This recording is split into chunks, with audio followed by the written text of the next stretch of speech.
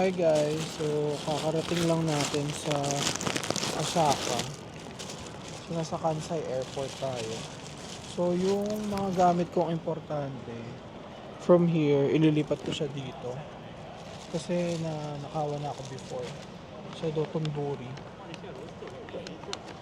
So kailangan nating i-transfer. Okay.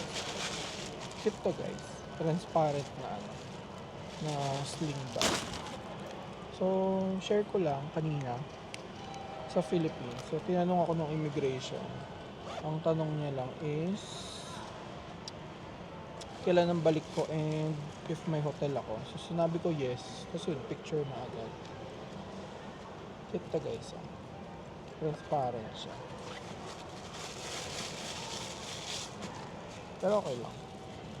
Kasi ano naman, safe naman yung bag ko. Unlike yung last travel ko sa Hong Kong, ang daming tinanong sa akin. Ngayon ano lang, kung may hotel ba ako, yun lang.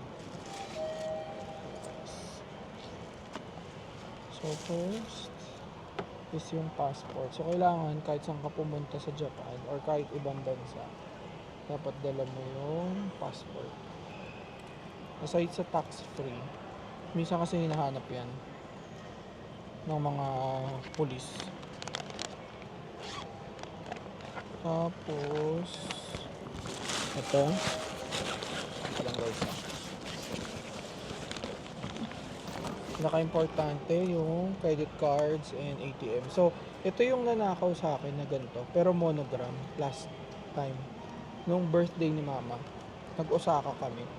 Tapos mabait pa yung nagnakaw kasi magkatabi to sa backpack na yun. Ito lang ang kinuha nila. Pero kung tutusin, pwede rin nilang kunin to kasi mabibenta nila yung lalagyan. So ayan, so make sure ilalagay nyo siya sa mga bag nyo na maliliit na nakikita nyo. Kasi kahit dito merong mga mandurukot.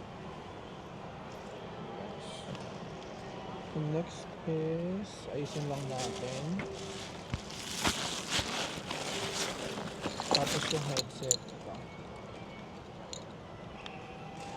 Wala, actually malapit lang yung hotel ko dito. Isang bullet train lang. Ito na saan. Dito. Ayan.